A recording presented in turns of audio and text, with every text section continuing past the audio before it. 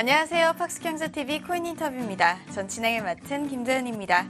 오늘 코인 인터뷰를 찾아주신 게스트는요. 암호화폐 전문 기자 이선주 기자님이라고 하십니다. 기자님 안녕하세요. 네, 안녕하세요. 네, 기자님 저희 간단하게 시청자분들한테 소개 부탁드릴게요. 네, 우즈베키스탄 영농법인 셈에서 진행하고 있는 H팜 프로젝트를 소개하려고 이 자리에 나왔습니다.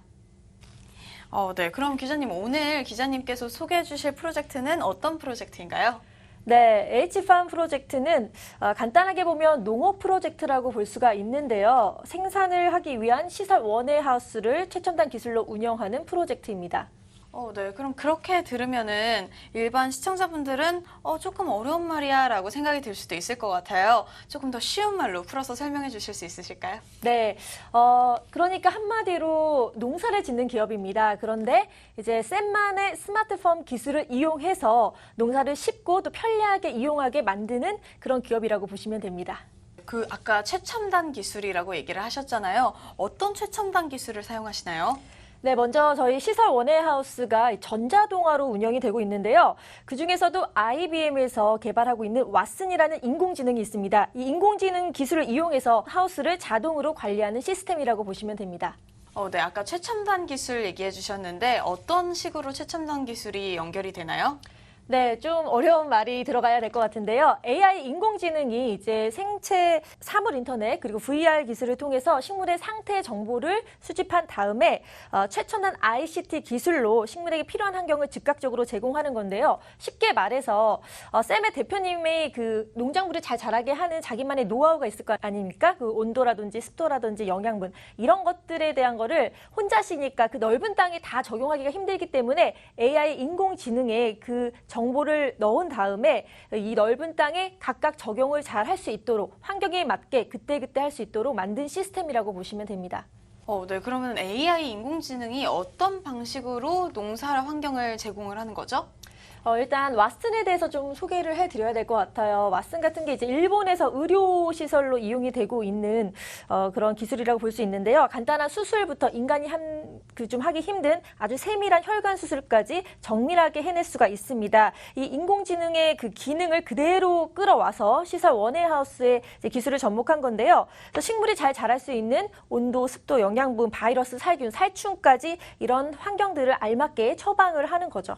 ICT와 IoT를 언급을 해주셨는데 그게 실제로 어떻게 적용이 되는지 전 문과라서 좀 쉽게 이해가 안 되거든요. 조금 더 자세히 설명해 주실 수 있으실까요? 네, 쉽게 말해서 그 농사를 짓기 위한 하우스에 카메라 같은 것을 설치하면은 이 카메라가 농작물의 상태를 보고 또 온도 센서라든지 아니면 영양분 센서, 습도 센서 이런 것들을 이제 바로바로 정보를 흡수해서요. 인공지능, 즉 왓슨이라는 AI가 이 데이터를 저장하고 분석한 다음에 식물에게 최적의 상태를 만들어주기 위한 처방을 바로바로 해주는 걸 바로 ICT 또는 IoT라는 시스템을 적용하는 거라고 보시면 됩니다. 근데 제가 듣기만 하면은 이게 굉장히 놀라운 기술인 것 같거든요. 이게 실제로 적용이 가능한가요? 네, 현재 우즈베키스탄에서 220헥타르의 농사를 짓고 있는데 이 중에서 22헥타르에서 토마토를 시설 원예하우스, 이거 인공지능을 이용해서 스마트팜 기술을 적용할 예정입니다. 방금 지금 220헥타르에 22헥타르, 그러니까 토마토에만 할당이 돼서 AI가 지금 도입이 됐다고 얘기를 하셨잖아요. 네. 그 얘기를 들어보니까 이미 농사를 짓고 있는 기업인 것 같다는 생각이 드는데 제 생각이 맞나요? 네, 맞습니다. 이미 이 기업은 2016년도부터 우즈베키스탄에서 토마토와 밀, 옥수수 등을 대량 생산하는 기업입니다. 그럼 기존에는 AI 없이 그냥 농사 자체만을 지었다는 건가요? 네, 그래서 좀 품질 좋은 그런 농작물들을 짓고 있었는데 주변에서 이들의 노하우를 좀 배우고 싶어 했다고 합니다. 그래서 인공지능에 접목을 해서 한마디로 플랫폼을 대여해 주듯이 이 기술들을 대여해 주는 시스템으로 지금까지 이제 발전하게 됐습니다. 네. 그럼 다른 농민분들한테 이제 컨설팅도 해주고 그리고 농사를 할 때 AI도 접목을 했다고 얘기를 하셨잖아요. 근데 블록체인까지 도입을 한 이유가 뭐가 있을까요?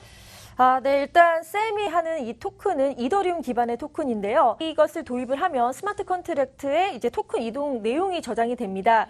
그리고 일단 저장이 되면은 계약에 관련된 기록은 불변하기 때문에 기업의 자금이 전반적으로 투명하게 운영이 되고요. 또 이는 또 블록체인 기술의 목적성하고도 잘 부합되는 거라고 생각이 듭니다.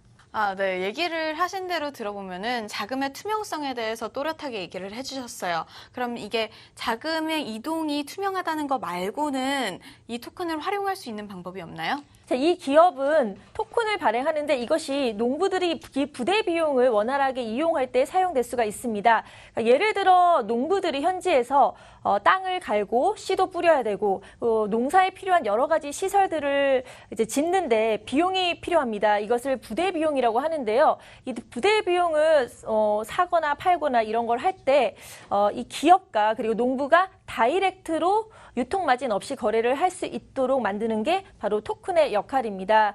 그리고 현지 돈보다 30% 저렴하게 비용을 들일 수가 있는데요. 그 이유는 유통 마진이 빠지기 때문에 기업도 좋고 농부도 좋은 윈윈하는 그런 시스템이라고 보시면 됩니다. 네, 그리고 우즈베키스탄 기업이라고 얘기를 해주셨잖아요. 근데 30%나 토큰으로 인해서 저렴하게 이용을 할 수 있다. 그러면은 우즈베키스탄 안에서만 한정된 그런 할인 가격인가요? 그렇진 않습니다. 일단 농작물을 지으면은 수출을 하게 되는데요. 뭐 러시아라든지 이런 곳으로 전 세계로 수출을 하게 될 경우에 보통 농부들이 아직까지는 현금 처리 방식이 많은데 그렇다면은 뭐 달러나 또 우즈베키스탄 통화인 숨으로 바꿔서 이게 절차가 좀 복잡하고 또 원활하지 않을 수가 있기 때문에 여기에 대해서 토큰을 이용한다면 송금 수수료도 없고 또 바로바로 다이렉트로 쉽게 환전해서 송금을 할 수 있기 때문에 여러 이점이 많은 그런 토큰이라고 보시면 됩니다. 네. 이 부대 비용을 토큰으로 한다고 하셨는데 그럼 이 토큰은 어디서 구매를 할 수 있나요? 7월 중순에 비트제트라는 대형 거래소에 상장할 예정인데요. 이 비트제트를 통해서 구입을 하실 수가 있습니다. 네, 우즈베키스탄 그 현지에서도 거래소를 설립 예정인데요. 이 거래소를 통해서도 이제 사시거나 아니면 환전을 하실 수가 있도록 할 예정입니다. 네, 그럼 이 비트제트라는 거래소에 상장 예정이라고 얘기를 해주셨는데 이 비트제트 거래소에 상장을 하게 되는 조건 같은 게 있을 것 같아요. 어떤 조건이 있었죠? 네, 일단 비트제트라는 이 대형 거래소는 세계 20대 거래소라고 할 정도로 규모가 큰 거래소입니다. 그리고 그렇기 때문에 상장을 하기 위해서는 좀 절차가 까다로운데요. 거래소 유저들에게 상장 투표를 진행하고 이를 통과해야만 상장을 할 수가 있습니다. 하지만 쌤 같은 경우는 특별하게도 상장 투표 없이 바로 7월 중순에 상장을 할 예정입니다. 그 이유는 쌤은 상장 전에 보통은 자금 모집, 즉 ICO를 하는데 그 ICO를 하지 않고 유저 확보를 위해서 에어드랍 이벤트를 진행하면서 이 이벤트 신청자가 무려 5만 5천 명을 돌파를 했습니다. 그 중에서도 선착순 4만 8천 명에게 100개 이하의 에어드랍을 이제 주었는데요. 현재 쌤의 유저들이 비트제트 거래소에 상장 투표를 진행하는 유저보다 많기 때문에 바로 직상장이 가능했던 겁니다. 뭔가 쌤만의 특별한 무언가가 있었나 보다라는 생각이 들어요. 그리고 7월 중순에 상장을 한다고 얘기를 하셨는데 혹시 얼마에 상장되는지도 알아보셨나요? 네, 상장해서 사실 수 있는 가격은 1셈당 0.07달러에 구입을 하실 수가 있습니다. 네, 그렇군요. 그럼 다시 원래의 사업 내용으로 돌아와서 농사에 필요한 비용과 무역을 토큰으로 처리했을 때 그 이점이 어떤 게 있을까요? 네, 현지 농민들은 이제 현금으로 처리하는 경우가 많은데요. 발전은 하고 있지만 아직까지는 회계 시스템이 좀 부족한 점이 많습니다. 그렇기 때문에 달러나 우즈베키스탄 통화인 숨으로 바꿔서 직접 현금을 조달하는 방법으로 비용 처리를 해야 되기 때문에 뭐 분실의 위험도 있고 여러 가지 어려움이 많은데요. 그렇기 때문에 암호화폐의 최대 장점을 살려서 농업에 지장이 없도록 바로바로 사용을 할 수가 있기 때문에 농민들은 편안하게 거래를 하실 수가 있는 거죠. 사업의 터전을 우즈베키스탄으로 잡은 것 같은데 그 특별한 이유가 있나요? 왜 우즈베키스탄이죠? 네, 쌤은 처음부터 우즈베키스탄의 뜻이 있었던 건 아닌데요. 사실 이제 우즈베키스탄 같은 곳은 토마토를 많이 우리나라 밥처럼 많이 이렇게 먹는 그런 곳인데요. 쌤의 대표님이 직접 그 육종하신 토마토를 보고 당도도 높고 또 품질도 너무 좋고 좋은 성분들도 기존의 토마토보다 높기 때문에 좀 재배를 직접 하고 싶다 현지에서 이런 뜻이 전달이 돼서 이제 실시를 하게 됐고요. 사실 일반 우즈베키스탄에 있는 토마토 가격보다도 시세를 3배 이상 높게 쳐줘서 이제 거래를 할 수 있는 그런 환경이 됐기 때문에 기업에서도 최대 이윤을 남길 수 있기 때문에 이 우즈베키스탄을 선택하게 된 것입니다.